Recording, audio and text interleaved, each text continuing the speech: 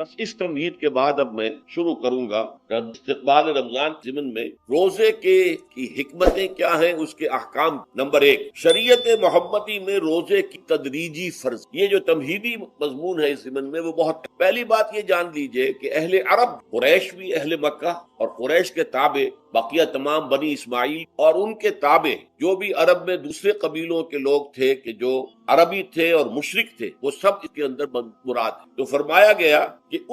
ان لوگوں میں روزے کی عبادت معروف نہیں۔ یا تو یہ ہے کہ حضرت ابراہیم علیہ السلام کے زمانے میں روزے کی عبادت تھی، کیونکہ یہ لوگ اپنے قول کے مطابق ملت ابراہیم، لیکن یہ ہے کہ بہرحال روزے کی عبادت سے ناش کیا وجہ ہے یہ ہم نہیں جانتے۔ آپ کو معلوم ہے نماز سے وہ واقف تھے، اگرچہ اس کا حلیہ انہوں نے بگاڑ دیا تھا، تالیاں بجاتے تھے، سیٹیاں بجاتے تھے یہ، لیکن نماز کہتے تھے اسے۔ طواف سے وہ واقف تھے، اگرچہ اس کے ضمن میں اتنی گھناؤنی حرکت بھی کی کہ مرد اور عورتیں وہ بالکل برہنہ ہو کر طواف کرتے تھے، تو اسے بہت فضیلت والی بات، بہت خدا رسیدگی کی بات سمجھتے تھے کہ کامل برہنہ ہو کر طواف، لیکن بہرحال طواف تھا۔ اسی طرح قیام عرفہ، قیام منا یہ بھی موجود۔ تو حج کے بھی بہت سے ارکان جو ہے وہ ان کے ہاں معروف، اور ویسے خیرات و صدقات، چاہے زکوٰۃ ایک خاص نظام کے تحت نہیں تھی، لیکن زکوٰۃ و صدقات، بھوکوں کو کھانا کھلانا، یہ ان کے ہاں اعلیٰ اقدار میں یہ چیزیں شامل تھی، اخلاقیات کے اونچے مقامات۔ کہ صوم کا ان کے ہاں قطعاً کوئی روزے کی عبادت جو ہے ان کے ہاں بالکل۔ البتہ صوم کا لفظ، یہ لفظ وہ استعمال کرتے تھے اپنے گھوڑوں کے لیے، روزہ رکھواتے تھے گھوڑوں۔ اس کا پس منظر یہ ہے کہ ان کے ہاں آپ کو معلوم ہے کہ لڑائی، دنگا فساد، جنگ اور یہ کہ غارت گری کرنا، لوٹ مار کا، یہ تمام ان عرب قبائل کا پیشہ، اصل پیشہ یہی۔ اس میں ان کے پاس دو جانور تھے، ایک تو اونٹ۔ اونٹ جو ہے وہ ان کی جو باب و ہوا ہے، ان کے جو حالات ہیں اس کے ساتھ پوری مطابقت، یعنی اسے کئی دن کھانے کو نہ ملے اسے پرواہ، ہفتہ بھر پانی نہ ملے اسے کوئی پرواہ۔ اس اعتبار سے دھوپ کی کتنی ہی جو ہے تپش ہو، اونٹ کو کوئی کہ، لیکن یہ کہ وہ سست رفتار لڑائی کے لیے، جنگ کے لیے، خاص طور پر غارت گری جہاں کرنی ہو، جہاں جا کر گویا کہ ڈاکہ مارنا، پھر دوڑنا ہے، بھاگنا ہے، واپس جانا ہے، تو انہیں گھوڑے کی ضرورت ہوتی جو سریع الرفتار ہے۔ لیکن گھوڑے میں یہ اوصاف نہیں، وہ بھوک کو برداشت نہیں کر سکتا، مزمحل ہو جائے گا، وہ پیاس کو برداشت نہیں کر سکتا، مزمحل ہو جائے گا، وہ دھوپ کو برداشت نہیں کر سکتا، مزمحل ہو جائے گا، اور اگر یہ گھوڑا مزمحل ہو جائے تو سوار کا کیا حشر ہوگا، وہ آپ اندازہ کر لیجیے۔ اصل میں تو پھر ہلاکت سوار کی ہوگی۔ اس لیے وہ اسے تیار کرتے تھے جنگ صعوبتوں کو برداشت کر دے۔ اس کا دانہ پانی بند کر دیا، اور اس کا منہ جو ہے وہ عرب بدو جو ہوتا تھا خود تو اپنا چہرہ اور سر لپیٹ لیتا تھا کپڑے کے اندر جب وہ چلتی تھی۔ ان کے ہاں باد سموم، تیز آگ جیسی ہوا جو ہے، جس کے اندر ریت کے ذرات بھی ایسے ہوتے گویا کہ کسی بھاڑ کی جو ہے اس کے اندر کی ریت جو ہے وہ چلی، تو گھوڑے کا رخ ادھر کر کے کھڑے کر دیتے، خود اپنے منہ پر ڈاٹا واٹا باندھا ہوا اپنی حفاظت، تاکہ اس کے اندر دھوپ کی سختی برداشت کرنے کی عادت، پیاس کی برداشت کرنے کی عادت، بھوک کو برداشت کرنے کی، اس کو کہتے تھے صوم۔ صوم کے لفظی معنی رک جانا۔ اب یہ کھانے پینے سے رکا ہوا ہے، اور یہ دھوپ کی سختیاں برداشت کرنے کے لیے دھوپ کے اندر، اور وہ جو آتی تھی وہاں پہ باد سموم، اس کے اندر بھی اس کا سامنا کرنے کے لیے۔ تو یہ پس منظر ہے روزے کا لغوی اعتبار سے، اور یہ کہ اہل عرب جو ہے پرانے وہ اس عبادت سے نہ، لہٰذا ہمیں پورے مکی قرآن میں اس کا کہیں ذکر۔ البتہ مدینہ میں جب حضور تشریف لائے اور صحابہ کرام بعد، تو یہاں آپ نے دیکھا کہ یہودی جو ہے وہ روزہ رکھ یوم عاشورہ کا 10 محرم، تو حضور نے دریافت کیا کہ 10 محرم کو روزہ کیوں رکھ؟ تو انہوں نے کہا کہ یہ دن ہماری نجات کا دن، 10 محرم کو اللہ تعالیٰ نے فرعون کو غرق کیا تھا اور ہمیں نجات دی تھی، تو شکرانے کے طور پر ہم روزہ رکھ۔ تو حضور نے فرمایا کہ موسیٰ کے تو پھر ہم تم سے زیادہ حقدار ہیں، موسیٰ کو مانتے ہیں علیہ الصلوۃ والسلام، عزت کرتے ہیں تو ہم بھی روزہ رکھیں۔ تو آپ نے صحابہ کو حکم دیا کہ عاشورہ کا روزہ رکھ۔ پھر کچھ عرصے کے بعد اللہ تعالیٰ کی طرف سے آگے، اور یہ حکم جو ہے اس رکوع کی پہلی آیت، یا ایھا الذین آمنوا کتب علیکم الصیام کما کتب علی الذین من قبلکم لعلکم تتقون۔ لیکن جیسا کہ میں بعد میں بتاؤں گا، یہ حکم صوم رمضان کا نہیں، بلکہ یہ کہ اللہ کے حکم سے پہلے 3 دن کے روزے فرض، ہر مہینے کی 13ویں، 14ویں اور 15ویں تاریخ کو روزہ۔ اس میں بڑی حکمت، کیونکہ یہ عرب عادی نہیں تھے روزے، تو انہیں تدریجاً خو کر کرنا تھا۔ ظاہر بات ہے کہ 30 دن جو ہے وہ تو ایک بڑی مدت ہے، اور ظاہر بات ہے کہ مئی کا مہینہ بھی آ جائے گا، اس میں جون بھی آئے گا، جولائی بھی آئے گا، قیامت خیز مہینے آ جائیں گے، تو بڑی ہمت جواب دے جائے گی۔ تو پہلے روزہ، ہر مہینے 3 روزے رکھنے کی مشق کرائی جائے تاکہ یہ عادی ہو۔ یہ 3 روزے اگر مئی میں بھی آ گئے، جون میں بھی آ گئے، تب بھی ٹھیک ہے، اس کو انسان 3 مشقت برداشت۔ تو پہلے یہ، لیکن اس کے ضمن میں یہ حکم دے دیا گیا، اس کو کہتے ہیں وجوب علی التخییر۔ یہ اختیار دے دیا گیا کہ یہ 3 روزے تم پر واجب کیے جا رہے ہیں، لیکن یہ کہ اگر تم یہ روزے نہ رکھو تو تم فدیہ دے سکتے ہو، ایک مسکین کو کھانا کھلانا، یہ ہے وجوب التخیر۔ دوسری رعایت یہ دی گئی کہ اگر کوئی شخص 3 تاریخوں میں بیمار ہو یا سفر پر ہو تو وہ تعداد دوسرے دنوں میں یہ ہے گویا کہ سب سے پہلا حکم جو دیا گیا ہے۔ اور اس کے ضمن میں اب میں چاہتا ہوں کہ آیت نمبر 2 آپ اچھی طرح پڑھ لیں، اپنا سامنے رکھیے اور اس کے حوالے سے یہ بات ایام معدودات، یہ دن ہے چند گنتی کے۔ مجھے حیرت ہوتی ہے کہ جدید جو مفسرین ہیں جنہوں نے اردو میں ترجمے کیے ہیں، تفسیریں کی، ان سب کے نگاہوں سے یہ بات اوجھل رہی کہ یہ در حقیقت رمضان کے روزے کا ذکر نہیں بلکہ اس ابتدائی حکم سے متعلق ہے کہ جو ہر مہینے میں 3 دن کے روزے رکھنے کا حضور نے دی۔ لیکن یہ کہ میرا اپنا ذاتی واقعہ یہ ہے زندگی کا، اور یہ اہم واقعات سے ہے، میں جب میڈیکل کالج میں پڑھتا تھا، سمجھئے 19-20 سال کی میری عمر، اس وقت بھی مجھے یہ احساس ہوا تھا کہ یہ جو 2 آیات آئی ہیں یہاں ایک دوسرے کے تقابل میں، یہ بیک وقت نازل نہیں ہو، ان میں وقفہ ہوگا، اور یقیناً پہلا حکم کسی اور پس منظر میں ہے، دوسرا حکم جو بعد میں ہم دیکھیں گے وہ کسی اور پس منظر۔ تو میری رائے یہ تھی اور میں اس پر قائم بھی تھا، بیان بھی کرتا تھا، لیکن ڈرتا تھا، اس لیے کہ اس وقت تک جتنی تفسیریں میں نے دیکھی تھی، ترجمے دیکھے تھے، ان میں سے کسی نے یہ بات کہی نہیں۔ تو ایک آدمی اپنی رائے کے اوپر اتنی بڑی بات کہہ دے تو میں ڈرتا رہتا تھا، لیکن کہتا تھا کہ میری رائے یہی۔ پھر اتفاق سے جماعت اسلامی ہند کا ترجمان ہوتا تھا ماہنامہ زندگی، عروج احمد قادری صاحب اس کے مدیر، وہ جو ایک پرچہ آیا اس میں انہوں نے تنقید کی تھی مولانا سید انور شاہ بخاری رحمت اللہ علیہ پر، کہ ان کشمیری رحمت اللہ علیہ، ان کے اوپر یہ تنقید کی تھی کہ انہوں نے یہ عجیب بات کہہ دی ہے کہ یہ جو حکم ہے یہ رمضان کا نہیں ہے بلکہ رمضان سے پہلے جو حضور نے حکم دیا تھا 3 کے روزے رکھنے، اس سے اب مجھے اس کے اوپر پورا اطمینان ہو گیا کہ اگر سید محمد انور شاہ کاشمیری رحمت اللہ علیہ کی رائے یہ ہے تو متفق گردید رائے بو علی بارائے من، مجھے اب اس سے زیادہ اور کسی سند کی ضرورت۔ بعد میں نے جب تفسیر کبیر امام رازی رحمت اللہ علیہ کی اس کا بھی مطالعہ شروع کیا تو میں حیران ہوا کہ سلف میں تو یہ رائے کثرت سے موجود، کیا سبب ہوا ہے کہ آج کے دور کے جو مترجمین اور مصنفین ہیں ان کی نگاہوں سے بالکل یہ بات اوجھل ہو گئی۔ اس معاملے کو میں حل آج تک نہیں، لیکن اب میں پورے تیقن سے آپ سے کہہ رہا ہوں کہ یہ جو پہلی 2 آیتیں ہیں ان کا تعلق صوم رمضان سے، بلکہ ان کا تعلق ہے وہ 3 کی۔ اس کی سب سے بڑی دلیل اس کے اندر موجود ہے ایام معدودات، گنتی کے چند۔ اب 30 یا 29 دن جو ہے وہ گنتی کے چند دن نہیں ہو، اس سے بڑی تعداد ہے۔ پھر یہ ہے کہ یہ معدودات جو ہے اس کو کہا جاتا ہے جمع قلت، یہ زیادہ سے زیادہ 9 پر اس کا اطلاق ہوتا ہے، اس وزن پر جو جمع آتی، اور اس میں جو ہے خود قرآن مجید میں حج کے سلسلے میں منا کے قیام کے ضمن میں الفاظ آئے ہیں ایام معدودات، فمن تعجل فی یومین فلا اسم علیہ ومن تاخر فلا اسم۔ منا میں قیام ہے گنتی کے چند، تو جو 2 دن ہی میں جلدی کر کے وہاں سے واپس ہو جائے اس پہ بھی کوئی اس گناہ نہیں ہے، اور جو مؤخر کر کے 3 دن پورے کرے اس پر بھی کوئی گناہ نہیں۔ تو وہاں پر بھی نظیر موجود ہے کہ 2 یا 3 دن پر اس کا اطلاق۔ تو یہاں پر ایام معدودات سے لازماً یہ مراد ہے کہ یہ 3 دن جو ہے ہر مہینے میں 13ویں 14ویں 15ویں در حقیقت اس روزے سے متعلق یہ آیت آ رہی۔ اور یہ بھی نوٹ کر لیجئے کہ رمضان کے روزے کی فرضیت کے بعد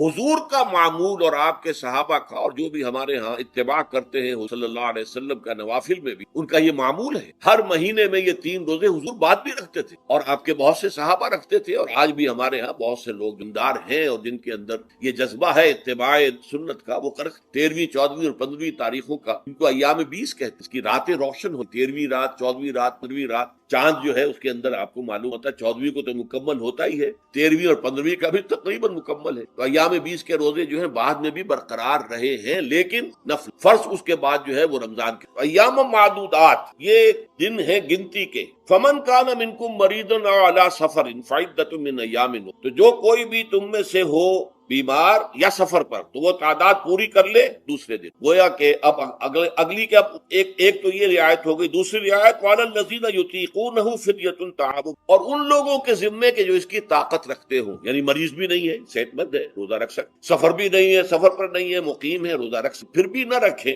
تو ان کے لیے بھی ایک اختیار، اسی لیے میں نے لفظ استعمال کیا تھا وجوب علی التخییر، واجب تو ہے لیکن اس میں ایک اختیار دے دیا گیا۔ وہ اختیار کیا ہے؟ فدیۃ طعام مسکین، تو پھر یہ ہے کہ ایک مسکین کو کھانا کھلا دینا۔ فدیہ کہتے ہیں کس چیز کا بدل ہو، جیسے کہ جنگی مجرم ہے اس کا فدیہ ہے، گویا کہ اس کو دے کر وہ پھر آزاد ہوگا، کا فدیہ اس کو کہتے ہیں۔ فدیۃ طعام مسکین، لیکن یہ ہے کہ فمن تطوع خیرا فهو خیر اللہ، اور جو نیکی سے خیر کرنا چاہے مزید تو وہ اس کے لیے بہتر ہے، ایک کے بجائے 2 کو کھلائے، 3 کو کھلائے، 4 کو کھلائے، 10 کو کھلائے، تو یہ تو ترغیب ہے، لیکن کم سے کم ایک مسکین کو کھانا کھلانا 2 وقت۔ وَأَن تَصُومُوا خَيْرٌ لَكُمْ، اب دیکھیے یہ لفظ بول رہے ہیں، اگر تم روزہ رکھو تو یہ تمہارے حق میں بہتر ہے، یعنی اگرچہ اختیار تمہیں دے دیا ہے، اختیار یہ ہے کہ روزہ رکھو، اگر نہ رکھو تو فدیہ دے دو ایک مسکین کا کھانا، لیکن اگر تم روزہ رکھو، ان کنتم تعلمون، اگر حقیقت میں تم علم رکھتے ہو کہ روزے کے اندر کیا کیا برکات ہیں،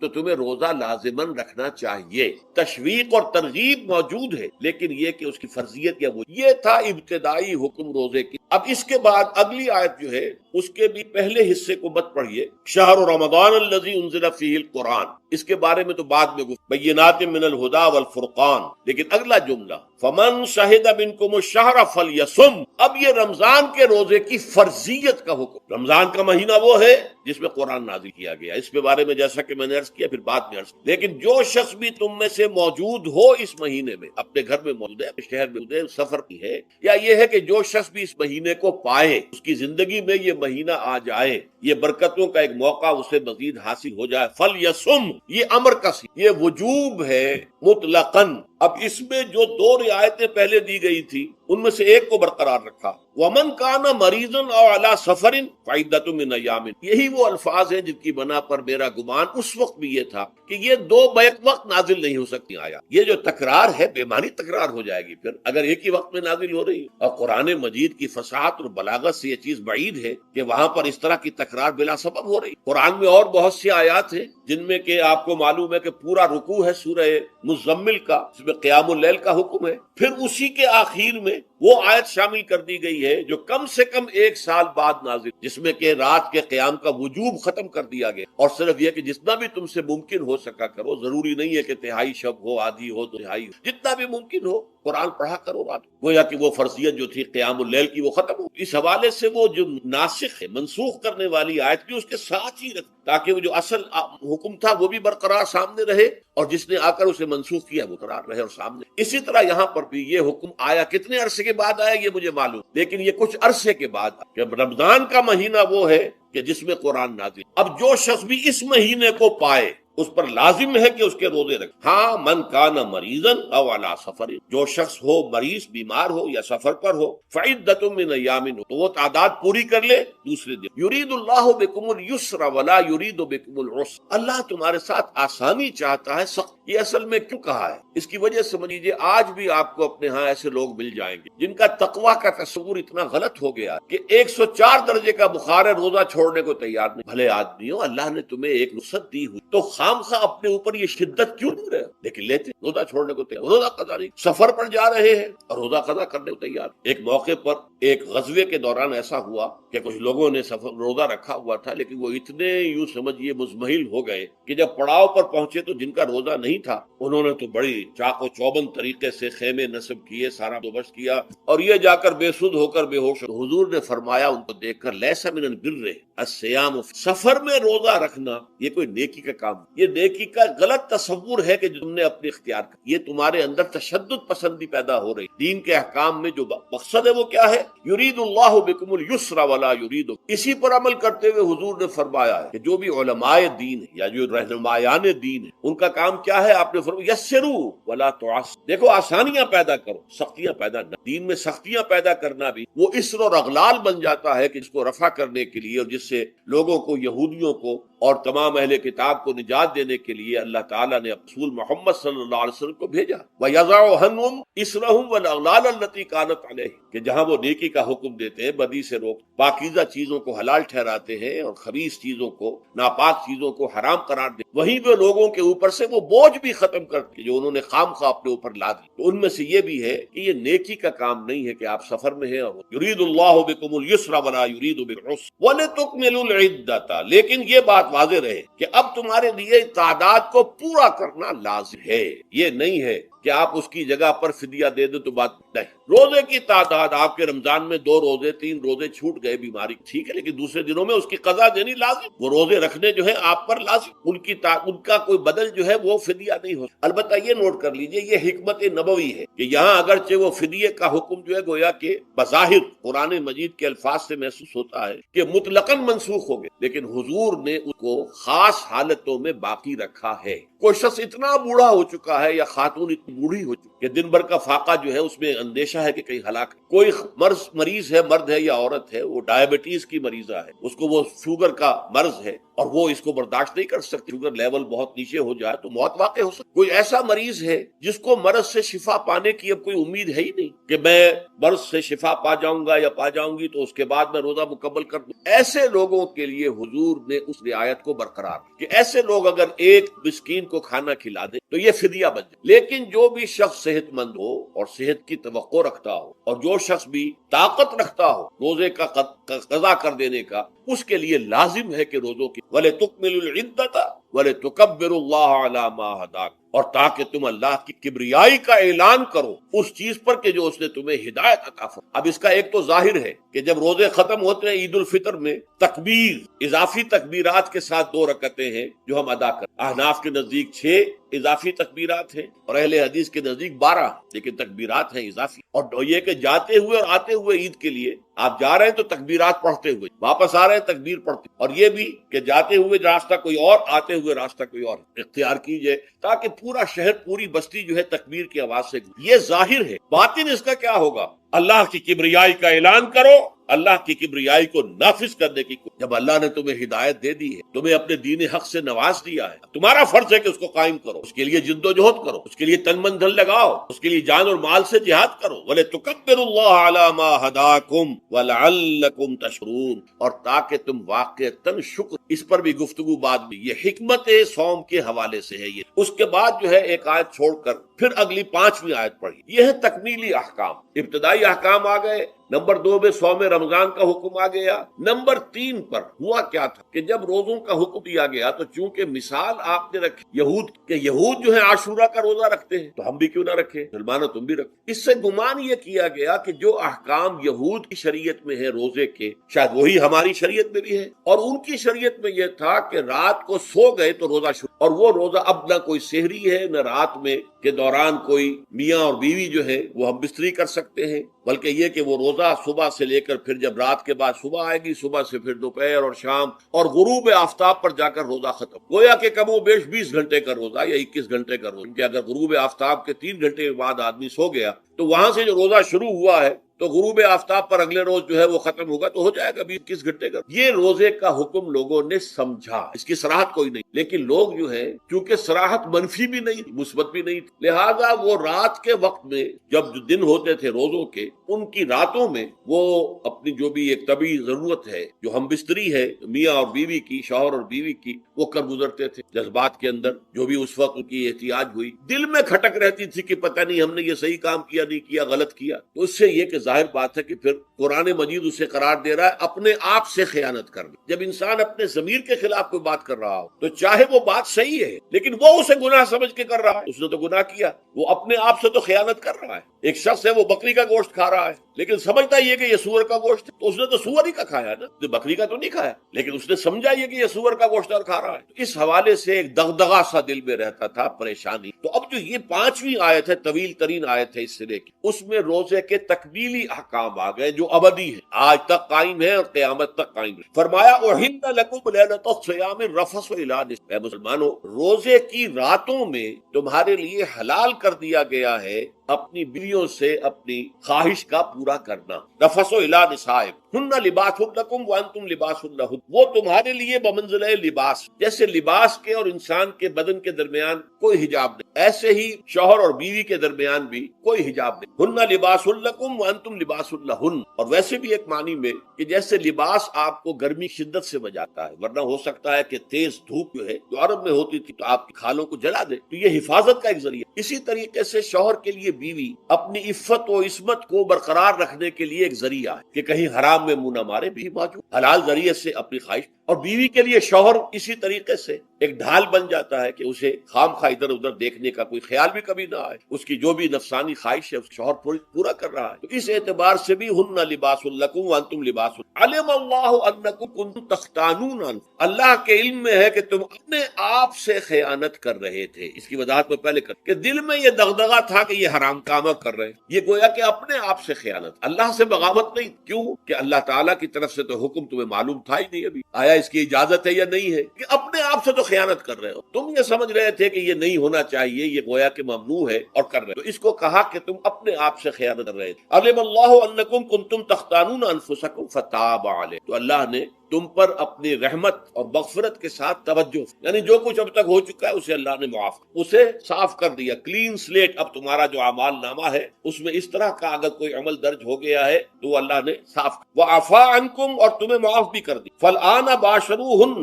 تو اب تم ان کے ساتھ جو بھی تعلق زن و شو ہے اس کو اختیار کر سکتے ہو، فالآن باشروہن وابتغوا ما کتب اللہ، اور حاصل کرو وہ کچھ جو کچھ اللہ نے تمہارے لیے لکھ۔ یہ تعلق زن و شو سے دو چیزیں ہیں کہ جو مقصود، ایک تو سب جانتے اولاد، ہر انسان کی خواہش ہوتی ہے کہ میری نسل کا تسلسل باقی رہے، لیکن نمبر دو ایک شے اور ہے، قرآن مجید میں بیان کیا گیا، بلے تسکنوا الیہا، اس میں ایک سکون، اس میں جو بھی ہے، جو بھی عمل ہے مباشرت کا، اس میں ایک اعصابی طور پر سکون کی کیفیت انسان کو حاصل، یہ بھی مطلوب و مقصود۔ ما کتب اللہ لکم، تمہارے لیے اللہ نے اس میں ایک تو اولاد کا معاملہ رکھ دیا ہے اور ایک تمہارے لیے سکون کا، لتسکن الیہا، تاکہ تم ان کی طرف توجہ کر کے سکون حاصل۔ فالآن باشروہن وابتغوا ما کتب اللہ لکم وکلوا واشربوا، اب سحری کا حکم، وکلوا واشربوا حتی یتبین لکم الخیط الابیض من الخیط الفجر، اور کھاتے رہو اور پیتے رہو یہاں تک کہ تمہارے لیے فجر کے وقت کے اعتبار سے سفید ڈوری سیاہ ڈوری سے بالکل علیحدہ ہو۔ اصل میں اس کو بعض صحابہ نے تو سمجھا کہ یہ لغوی معنی اس کے لیے کہ آپ اپنے تکیے میں ایک سفید دھاگا رکھ لیا اور ایک کالا رکھ، اور دیکھتے رہتے تھے جب یہ سفید اور کالا علیحدہ علیحدہ نظر آنے لگے تو پھر روزے کا رکھنے کا وقت شروع ہو چکا اور اب کھانا پینا بند۔ فرمایا گیا یہ مراد ہے، یہ جب پاؤں پھٹتی ہے تو اس کے اندر ایک سفید سی لکیر جو ہے افق، یہ ہے مراد، کہ وہ جو سفید لکیر ہے وہ ظاہر ہو جائے اور وہ رات کے اختتام کا گویا کہ ایک اعلان اور علم بن۔ تو وَكُلُوا وَاشْرَبُوا، اب اس کی جو ہے بڑی تاکید، تَسَحَّرُوا فَإِنَّ فِي السُّحُورِ بَرَكَةٌ، سحری ضرور کیا، اور یہ در حقیقت برکت کا ذریعہ۔ یہ بھی آپ نے فرمایا ہمارے اور یہود کے روزے کے مابین جو فرق ہے وہ سحری، یہ سحری، کیونکہ روزہ جو ہے وہ فجر سے لے کر اور غروب آفتاب، طلوع آفتاب سے نہیں، فجر سے، جبکہ وہ سفیدہ سحر جس کو ہم کہتے ہیں نمودار، طلوع آفتاب کا بھی 1.5 گھنٹے بعد ہو، لیکن اس وقت جو ہے روزہ شروع غروب آفتاب پر۔ اس حوالے سے اس سے پہلے کھانا، اور اس میں بھی فرمایا گیا کہ بعض لوگ بہت زیادہ احتیاط کرتے، صحیح اس لیے کہ فجر کے لیے اذان جب دیتے تھے تو اس میں بعض حضرات ذرا جلدی کرتے تھے، اس نے فرمایا کہ نہیں دیکھو یہ ذرا جلدی کر دیتے، اگر تم میں سے کسی کے ہاتھ میں پیالہ ہے، ابھی وہ کچھ کھا رہا ہے، اذان ہو گئی ہے، تو وہ اپنا پیالہ پورا کر لے۔ اس میں بھی تشدد، جیسے کہ اس سے پہلے ہم پڑھ چکے، یسروا ولا تعسروا، یرید اللہ بکم الیسر ولا یرید بکم العسر، اللہ تمہارے ساتھ آسانی چاہتا نہیں۔